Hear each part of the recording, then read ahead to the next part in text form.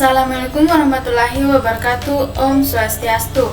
Perkenalkan, nama saya Arni dengan NIM D0223536 dari kelas Informatika B angkatan 23. Di sini saya akan menjelaskan skrip yang telah saya buat berdasarkan tugas latihan yang diberikan sebelumnya.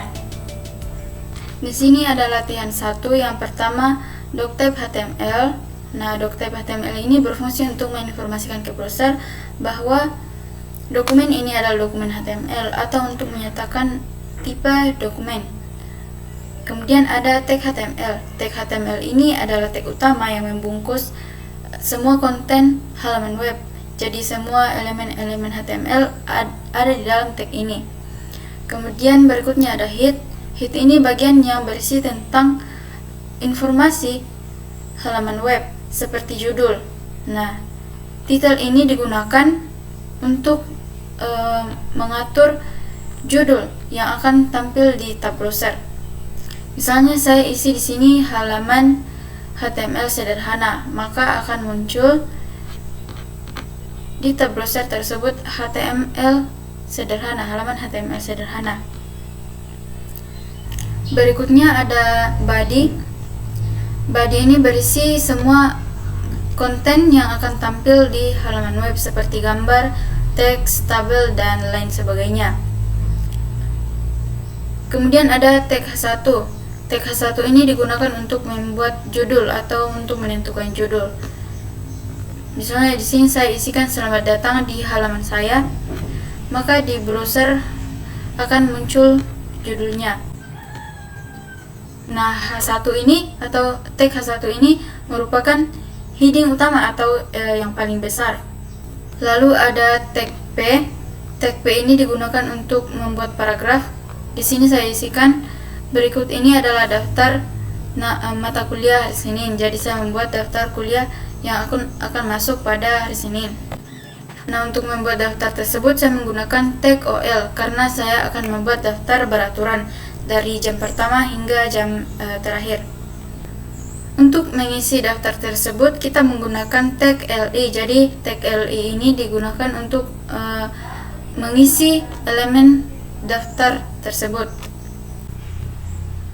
Lalu saya menambahkan tag BR. Nah, tag BR ini digunakan untuk membuat jeda baris atau membuat baris baru atau enter. Kemudian berikutnya ada tag tabel, digunakan untuk membuat sebuah tabel. Bordernya di sini saya isikan 5. Border ini digunakan untuk mengatur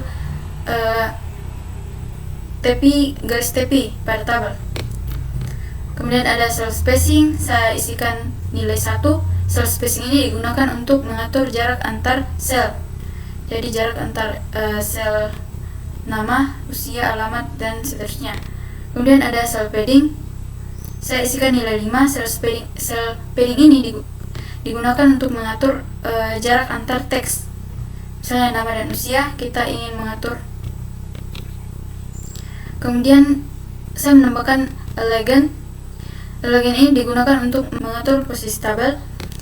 Saya isikan center karena saya ingin mengatur tabel berada di tengah atau rata tengah. Jika kita ingin mengaturnya di sebelah kiri atau menempatkan di sebelah kiri atau kanan, kita bisa mengganti right atau left. Selanjutnya ada tag TR. Tag TR ini digunakan untuk membuat baris pada sebuah tabel. Jadi saya membuat 4 baris. Ini baris pertama. Baris pertama itu saya isikan menggunakan tag TH. Tag TH ini digunakan untuk membuat judul kolom pada sebuah tabel. Jadi judulnya pada baris pertama itu kolom pertama ada nama, kolom kedua usia, kemudian kolom ketiga ada alamat. Di sini. Ini kolom pertama, kedua, ketiga. Nah, ini TR pertama. Kemudian baris kedua atau TR kedua ya. Saya isikan menggunakan tag TD. Nah, tag TD ini digunakan untuk mengisi kolom pada tabel. Kan ini judul, ini isinya. Jadi saya isikan nama saya, kemudian ada umur, alamat. Begitupun seterusnya dengan baris ketiga dan ini baris ketiga dan baris keempat. Lanjut ke latihan kedua. Di sini tag title saya mengisikan gambar dalam tabel. Tag title ini digunakan untuk menentukan judul halaman. Nah, maka akan tampil di sini gambar dalam tabel. Kemudian di body saya mengisikan tag tabel, digunakan untuk membuat tabel. Kemudian border atau untuk mengatur garis tepi pada tabel atau memberikan garis tepi. Saya mengisikannya dengan nilai 1. Kemudian cell padding untuk mengatur jarak antar teks saya mengisikan dengan 10. Kemudian saya tambahkan legend untuk mengatur posisi tabel. Kemudian saya menambahkan tag caption. Tag caption ini digunakan untuk memberikan keterangan atau judul pada tabel. Misalnya di sini daftar jenis hewan, maka akan muncul di sini keterangan daftar jenis hewan. Kemudian tag tr yang digunakan untuk membuat baris pada tabel. Pertama saya isikan dengan tag th. Tag th ini digunakan untuk menentukan judul kolom, yaitu kolom pertama nama, kolom kedua jenis makanan, kemudian kolom ketiga ada foto. Kemudian pada baris kedua kita mengisikan dengan tag td. Tag td ini digunakan untuk mengisi data tabel. Kita masukkan kucing, kemudian ada jenis makanan yaitu karnivora. Ini baris kedua kolom pertama, kemudian baris kedua kolom kedua. Nah, untuk memasukkan foto kita menggunakan tag td untuk membuat kolom, kemudian image untuk menampilkan gambar, kemudian source ini digunakan untuk menunjukkan lokasi file atau nama file atau foto yang kita masukkan. Foto tersebut kita simpan bersama file latihan 2 atau file kode yang kita buat. Kita menyimpannya di folder yang sama.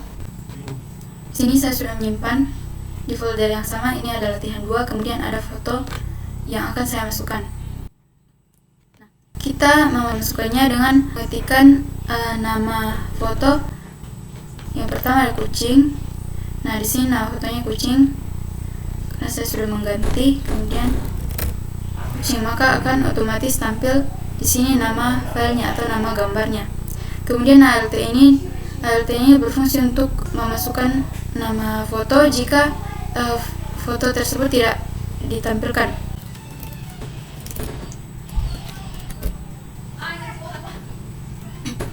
Nah, di sini fotonya sudah tampil. Untuk mengatur lebar foto tersebut kita menggunakan width. Misalnya saya isikan di sini 100.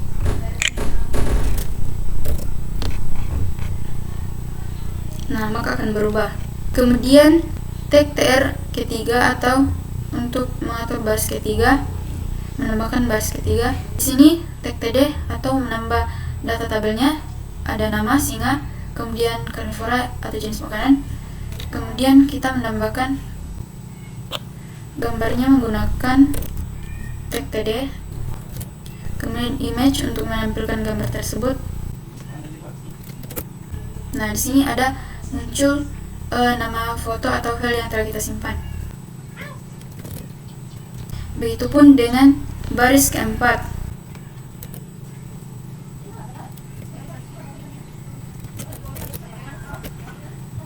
Nah, jadi width ini digunakan untuk mengatur lebar gambar yang akan kita masukkan. Lanjut ke latihan 3. Yang pertama kita mengisi tag title untuk menampilkan judul di tab browser. Saya mengisinya dengan formulir pendaftaran. Akan tampil di tab browser formulir pendaftaran. Kemudian kita mengisi body. Yang pertama kita menggunakan tag H1. Tag H1 untuk membuat judul. Tag H1 ini merupakan heading utama atau yang paling besar. Saya mengisinya dengan formulir pendaftaran mahasiswa baru. Di sini ada formulir pendaftaran mahasiswa baru, itu adalah judul. Kemudian untuk membuat formulir tersebut kita menggunakan tag form. Di sini ada beberapa atribut. Yang pertama ada action. Action digunakan untuk menentukan kemana data ini akan dikirim setelah disubmit, atau ini sebagai alamat tujuan. Kemudian ada method. Method ini digunakan untuk menentukan cara. menentukan cara pengiriman ke server. Karena ini bentuknya formulir, maka diisi dengan post. Post ini menunjukkan bahwa data yang dikirim itu akan diproses atau disimpan. Kemudian ada tag label. Tag label ini digunakan untuk membuat keterangan seperti ini. Keterangannya nama lengkap, maka akan muncul di sini nama lengkap. Kemudian for ini di sini untuk nama. Kemudian kita berikan BR untuk menjeda baris. Lanjut ke tag input. Tag input ini digunakan untuk memasukkan data atau membuat kotak yang bisa ditempati untuk memasukkan data. Di sini ada beberapa tipe. Tipe yang kita gunakan di sini ada teks, berarti data yang kita masukkan itu berupa teks. Kemudian ID atau nama unik, kita memberikan nama unik. Ini nama, kemudian kita masukkan nama. Terus menjeda baris, ini untuk menjeda baris atau enter. Lanjut ke label kedua. Label kedua ada alamat. Tipe inputnya teks, masih berupa teks. Memasukkan alamat menggunakan teks. Kemudian ada ID dengan nama, yaitu alamat. Kemudian label ketiga ada tempat lahir. Tipe inputnya masih teks. Kemudian ada ID dan nama. Kita masukkan ID atau nama unik dan nama. Kemudian jeda baris atau enter. Lanjut ke label keempat. Label keempat ada tanggal lahir. Tanggal lahir inputnya beda.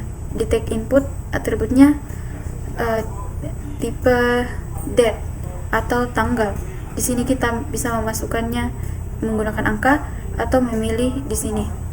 Kemudian ada ID dan nama, yaitu tanggal. Kemudian ada label untuk asal sekolah. Nah, inputnya berupa teks, memasukkan asal sekolah menggunakan teks. Kemudian ada label program studi yang akan dipilih. Nah, memberikan keterangan program studi yang akan dipilih. Karena ini berupa opsi, maka kita menggunakan text select. Text select ini untuk membuat pilihan atau opsi. Kemudian kita mengisi ID, yaitu prodi, namanya juga prodi. Terus ada tag option. Tag option ini digunakan untuk membuat opsi atau pilihan-pilihan pada tag select.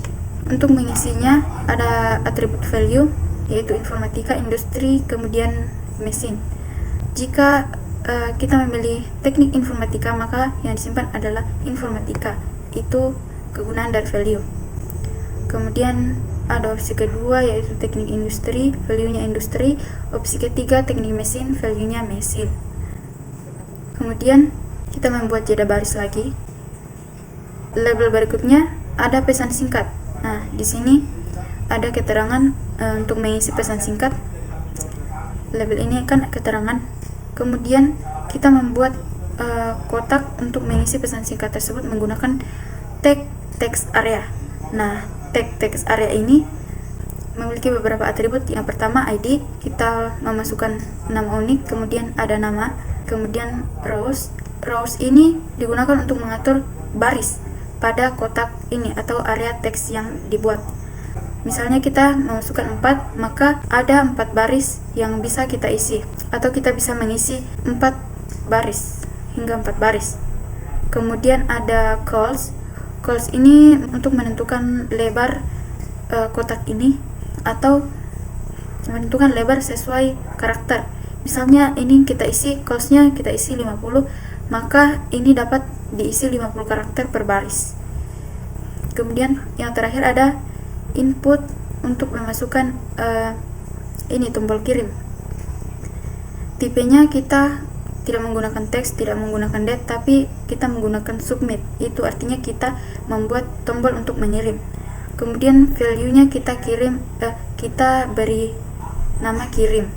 Nah, value-nya bisa kita isi dengan daftar atau apa saja untuk membuat tombol kirim. Nah, di sini saya mengisikan kirim, maka yang muncul di bawah sini adalah kirim. Kalau misalnya kita mengisikan daftar, maka yang muncul untuk tombol kirimnya itu adalah daftar.